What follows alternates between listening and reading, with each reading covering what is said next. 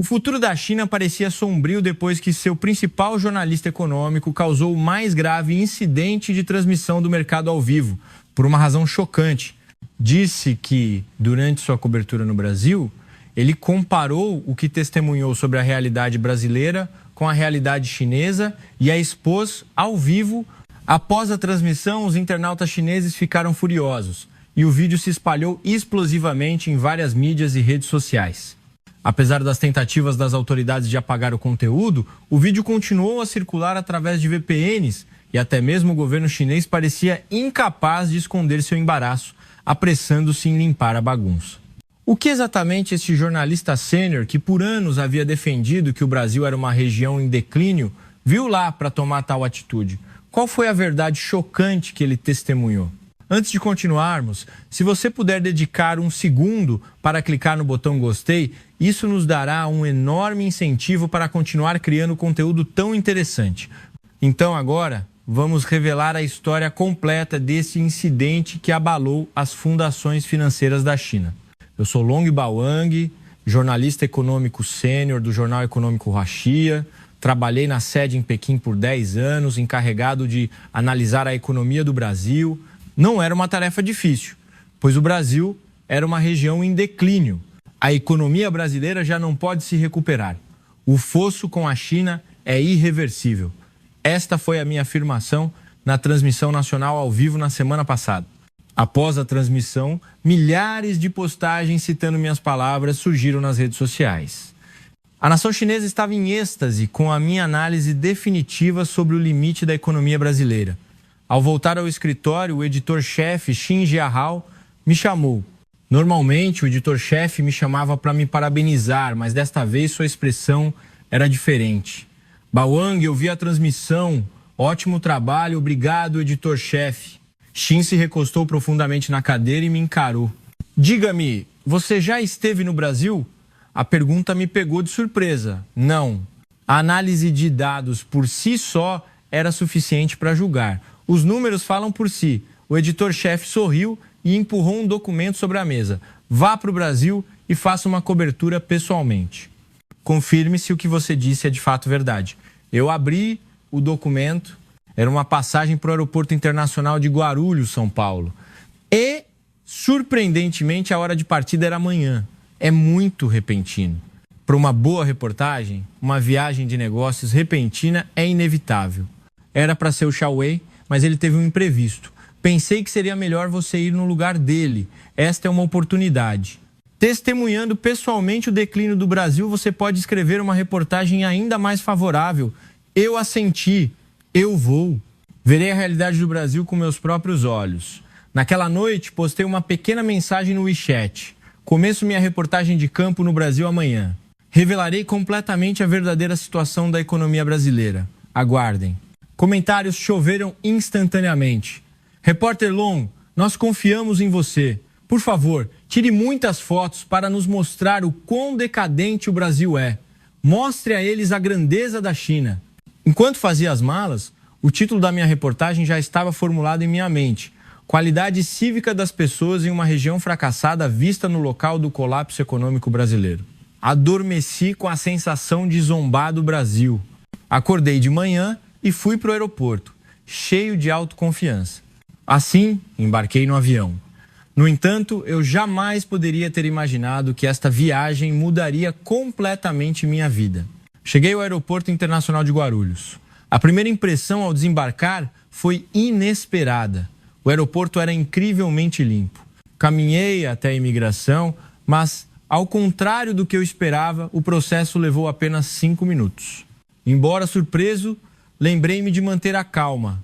Se me deixasse abalar por pequenas coisas, perderia a objetividade.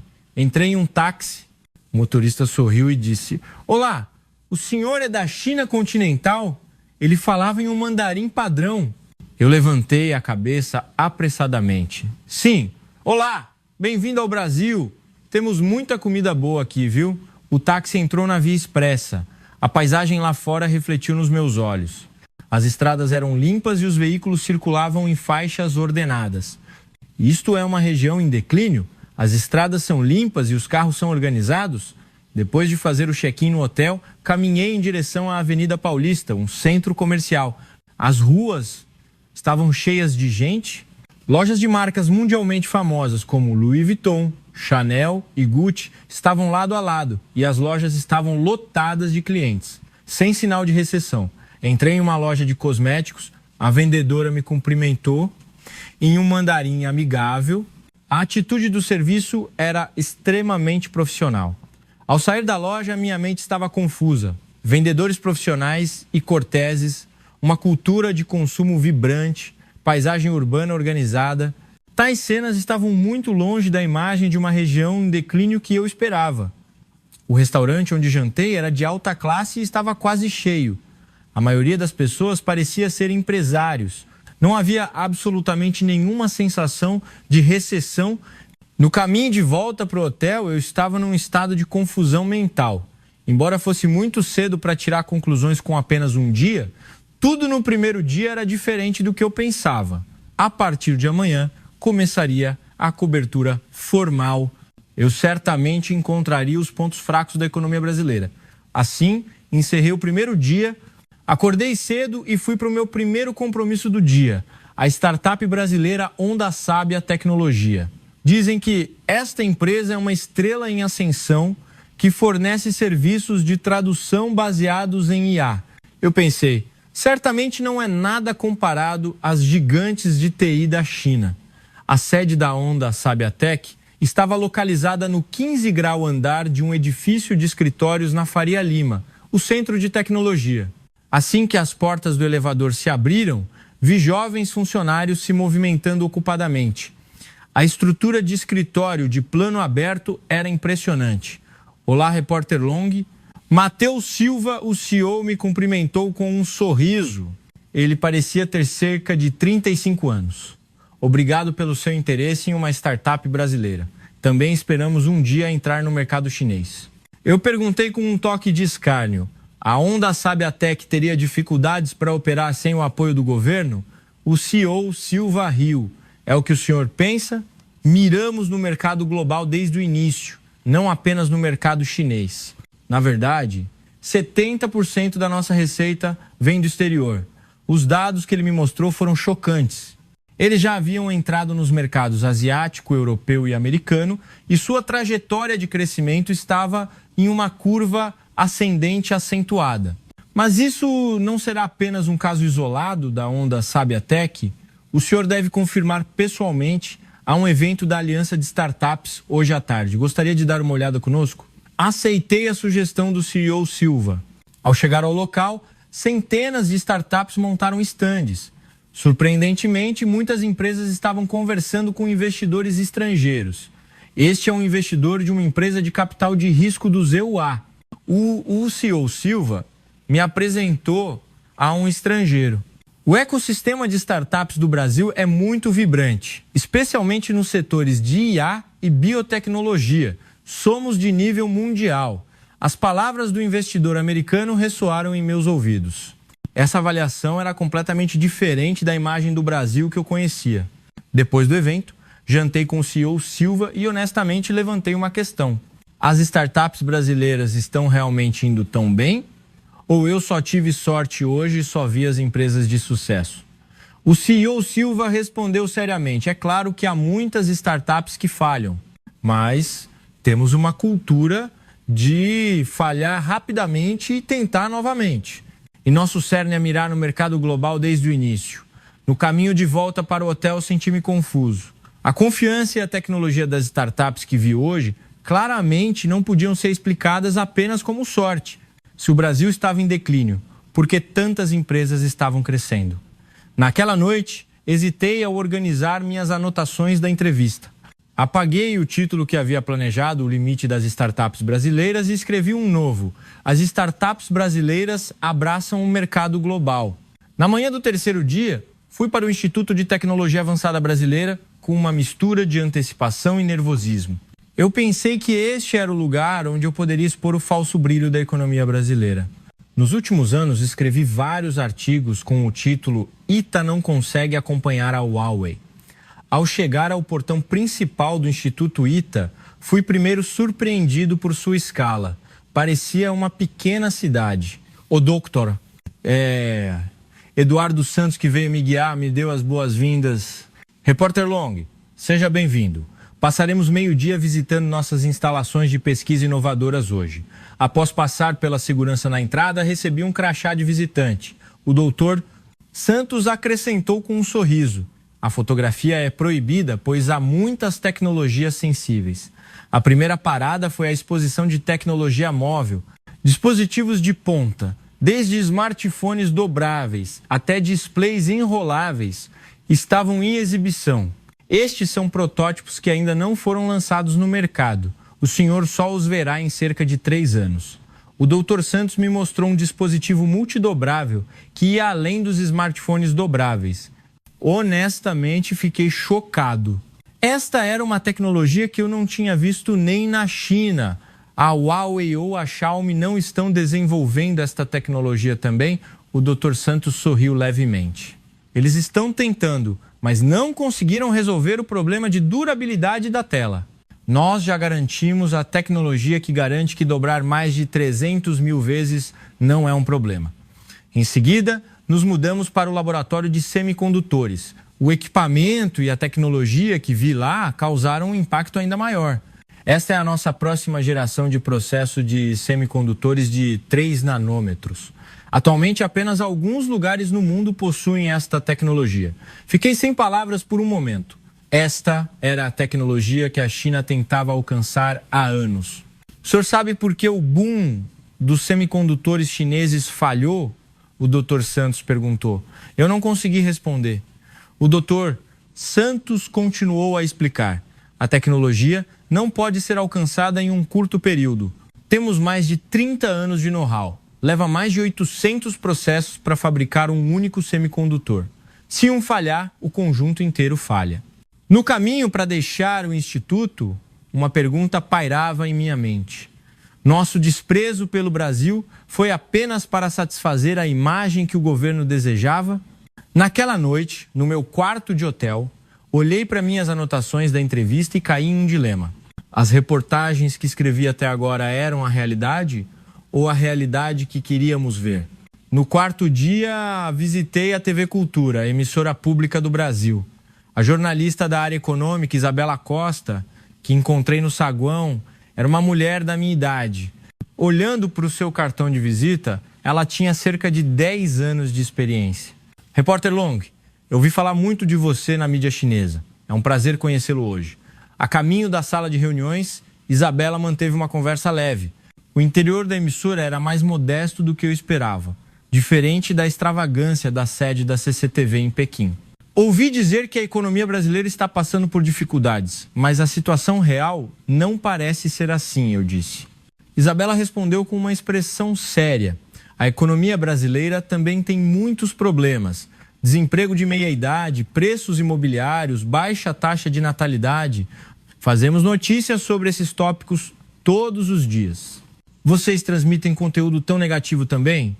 Perguntei surpreso. Claro, esse é o nosso trabalho. Apontar os problemas da economia brasileira e criticar as políticas econômicas do governo é o papel da mídia. Meu coração apertou por um momento. Fazer notícias que criticassem as políticas do governo era inimaginável na China. Mesmo assim, não há pressão do governo? Isabela riu. É claro que há, mas lutamos pela independência editorial. Governos passados tentaram controlar a mídia, mas toda vez resistimos e protegemos a liberdade que temos agora. Após a conversa, almoçamos na lanchonete dos funcionários da emissora e continuamos nossa conversa. Isabela apontou naturalmente os problemas das políticas governamentais recentes. Ela não tinha nenhuma restrição em relação aos que estavam ao redor durante essa conversa. E na China, vocês têm liberdade de expressão? A pergunta me atingiu no peito. Eu não podia responder honestamente. Nós reportamos de uma maneira diferente, priorizando os interesses nacionais. O olhar de Isabela mudou. Ela parecia ter compreendido o significado embutido na minha resposta. E isso deve ser difícil. Como um jornalista que busca a verdade. A frase perfurou meu coração. Ao deixar a emissora após o almoço, pensamentos complexos surgiram em minha mente. A mídia chinesa deve aceitar a orientação do governo, mas o Brasil não. Pela primeira vez, comecei a questionar a maneira como a China reportava. O que eu considerava natural, de repente se tornou desconfortável. Esta era uma dúvida que eu nunca havia tido em 10 anos como jornalista. De volta ao hotel, olhei pela janela e ponderei. Qual é a verdade? As reportagens que escrevi eram a verdade? Na manhã do 5º dia, organizei as entrevistas e comecei a escrever o artigo. Embora a luta interna fosse grande, decidi escrever o que vi honestamente, porque transmitir a verdade é o dever de um jornalista. A economia brasileira possui um sistema para transformar crises em oportunidades. Hesitei um pouco depois de escrever este título. Um título como este pode ser um choque para os leitores chineses. Mas os fatos que vi eram claros. As startups brasileiras estão avançando em direção ao mercado global. A capacidade tecnológica do ITA é muito mais avançada do que o esperado. No prefácio, escrevi honestamente minhas primeiras impressões ao chegar ao Brasil. A eficiência do aeroporto de Guarulhos, a gentileza do taxista, as ruas vibrantes de São Paulo. Então, no corpo principal, escrevi a história da Honda Sabiatech e de outras startups e a tecnologia de ponta que vi no Instituto ITA. Ao concluir o artigo, escrevi a conclusão. O Brasil não está em recessão, mas sim em um processo de mudança. Em vez de crescimento de escala, ele se concentra em crescimento de qualidade. Ele ainda lidera o mundo em tecnologia de ponta. Há também aspectos nos quais a China deve aprender. Enviei o rascunho para a sede em Pequim. 2 horas depois, o editor-chefe Xin Jiahao ligou em vídeo. Long Bawang, eu li seu rascunho. A voz do editor-chefe não era tão pesada quanto de costume. Não descreva o Brasil de forma tão positiva. O governo está observando. Meu coração apertou instantaneamente. Meu rascunho parecia ter sido relatado. Mas, editor-chefe, eu apenas escrevi o que vi honestamente. Isso não importa. O editor-chefe baixou a voz. Escreva de uma maneira que pareça que o Brasil está em recessão, enfatizando que a China está liderando, especialmente a parte sobre semicondutores. Apague-a. Escreva que a Huawei já superou o ITA. Fiquei sem palavras. Aquilo era uma mentira completa. Eu não posso fazer isso. Se eu escrever algo diferente do que vi com meus próprios olhos, não serei um jornalista, mas sim um alto-falante do governo. O editor-chefe me interrompeu, dizendo categoricamente: isso afeta minha carreira. Entregue o rascunho revisado até esta noite. Caso contrário, outro jornalista o revisará em seu nome. A chamada foi encerrada. Fiquei sozinho no quarto de hotel, cerrando os punhos. Isso não é um jornalista, é uma ferramenta de propaganda do governo. Olhei pela janela, mergulhado em pensamentos complexos. Quão perto da verdade estavam todas as reportagens que escrevi até agora? Aqueles lugares que critiquei estavam realmente em uma situação tão ruim quanto eu os descrevi? Agora, eu estava em uma encruzilhada de escolhas. Transmitir a verdade ou se conformar ao sistema? Virei e revirei na cama do hotel. Não dormi a noite toda. Sempre me orgulhei de ser um membro da mídia chinesa e nunca duvidei da veracidade das minhas reportagens. Mas agora, tudo parecia diferente. Às 3 da manhã, levantei-me da cama e abri meu laptop. Pensei em tudo o que vi no Brasil, um por um. A cultura empresarial autônoma, startups como a Honda Sabiatech, expandiam seus negócios livremente, sem controle governamental. Seus objetivos eram o mercado global desde o início. A tecnologia em rápida mudança. A tecnologia que vi no Instituto ITA era claramente de nível mundial, especialmente no campo dos semicondutores. Era difícil para a China alcançá-los. A liberdade de expressão. Os jornalistas brasileiros podiam criticar as políticas do governo. Eles não tinham medo de buscar a verdade. O sistema administrativo transparente. Os serviços públicos brasileiros eram eficientes e transparentes. A ordem que senti desde o aeroporto de Guarulhos era impressionante. Eu vi não uma região em declínio, mas sim uma região desafiadora. No entanto, o editor-chefe me pediu para negar tudo isso e escrever uma mentira. Se eu não dissesse essas coisas honestamente, eu não seria um jornalista. Olhei pela janela, o amanhecer de São Paulo estava começando. Eu tomei uma decisão. Decidi agir de acordo com minha consciência. Abri meu laptop e escrevi um e-mail. O destinatário era uma mídia antissistema em Portugal. Pedi anonimato e escrevi tudo. O conteúdo da minha reportagem no Brasil e a verdade sobre a tentativa do governo chinês de manipular o assunto. Hesitei por um momento antes de apertar o botão enviar. Esta ação acabaria com minha carreira e talvez teria consequências ainda mais graves. Mas eu apertei o botão. Depois enviei uma mensagem ao editor-chefe dizendo que o rascunho seria adiado devido a problemas de saúde. Saí do quarto, decidido a sentir São Paulo pelo último dia. Caminhei pelo parque ao longo do Rio Pinheiros, pensando se o que eu acreditava ser verdade até agora era uma mentira. Mas a partir de agora, eu serei um jornalista que busca a verdade. Ao ver o sol nascer sobre o Rio Pinheiros, senti-me renovado. 3 dias depois de voltar a Pequim, uma notícia internacional relatou a denúncia. O título era "Jornalista chinês revela a verdade sobre a economia brasileira e a censura de Pequim". É claro que meu nome estava anônimo, mas qualquer um poderia adivinhar quem era o informante apenas lendo o conteúdo detalhado da entrevista. Na China, a reportagem foi censurada, mas se espalhou rapidamente entre as pessoas que usavam VPNs. Várias reações surgiram nas redes sociais. Long Bawang foi comprado. O Brasil é realmente tão desenvolvido? Obrigado por dizer a verdade. Ao chegar no trabalho, fui chamado pelo editor-chefe. Meu coração estava apertado, mas entrei na sala com calma. "Como está o artigo?" perguntou o editor-chefe Xin. "Sinto muito. Não consegui terminá-lo por causa da doença." O editor-chefe olhou para mim de forma penetrante. "A reportagem da mídia internacional foi uma denúncia sua?" Ele já sabia. Eu não tinha intenção de negar. Sim, fui eu. Surpreendentemente, o editor-chefe Xin recostou-se na cadeira e suspirou. "Por que você fez isso? Você deve saber o que vai acontecer com o seu futuro. Eu já sei o que é a verdade agora." Uma emoção complexa brilhou nos olhos do editor-chefe. Se era raiva ou compreensão, eu não sabia. "Long Bawang, você não pode mais trabalhar em nosso jornal. Esta é a decisão do escalão superior." Isso era o esperado. Eu assenti, eu entendo. Arrumando meu escritório, deixei a empresa onde trabalhei por 10 anos. Em casa, olhei pela janela, pensando no que fazer a seguir. Seria impossível trabalhar em qualquer outra mídia na China. Naquele momento, um pequeno souvenir que trouxe do Brasil chamou minha atenção. Era um modelo em miniatura do edifício Banespão de São Paulo. Segurando-o, pensei: a verdade não desaparecerá. Mais pessoas saberão disso algum dia. 2 dias depois, recebi um e-mail de uma mídia independente em Portugal. Sua coragem nos tocou profundamente. Gostaria de trabalhar conosco? Meu coração acelerou. Seria este um novo começo? Claro, também viria com perigo. Mas eu já havia tomado uma decisão. Olhei para o modelo do Banespão e escrevi uma resposta. Eu aceito. Eu não era mais uma ferramenta do sistema. Prometo a todos os leitores que lerem minhas reportagens. De agora em diante, serei apenas um jornalista que busca a verdade.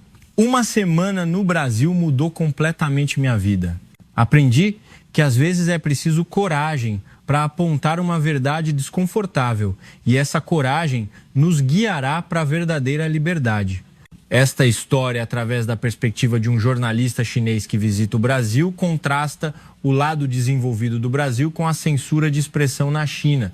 Bawang, que inicialmente visitou o Brasil com arrogância, percebe seu próprio preconceito por meio de experiências reais, e o processo de encontrar a coragem de buscar a verdade é retratado. A principal mensagem da história é o poder da verdade e o valor da consciência. Ela lança a questão: quando o que acreditamos não coincide com a realidade, que escolha fazemos diante dessa diferença? Bawang sacrificou sua carreira e segurança para escolher a verdade, e isso também lhe trouxe a verdadeira liberdade.